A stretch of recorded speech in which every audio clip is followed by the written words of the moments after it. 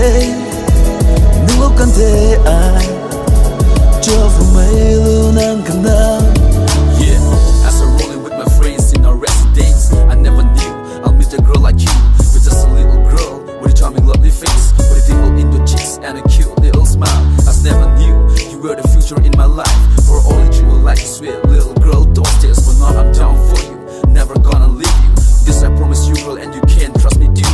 In the Facebook, logging in, checking out news feed story, and I saw you girl, got shocked, what a chance, blew my mind, you are mine. Is this the girl that I saw 3 years back? I never knew I'll fall for you girl, since the day I saw you after a long break. I just wanna say, you took my heart away. Girl, what say, just be my girl. Nang rui ai ta jane sa gon ka alam khâu ping mai rui pa di ge allow de tu na ta riak bang tu jo kum sini nang to ai ta jen chang lau the wa khang ding chang lau the nang khang ni ai ding the nang ta na jenny thế bandi kam su na dam lo du na ta la ke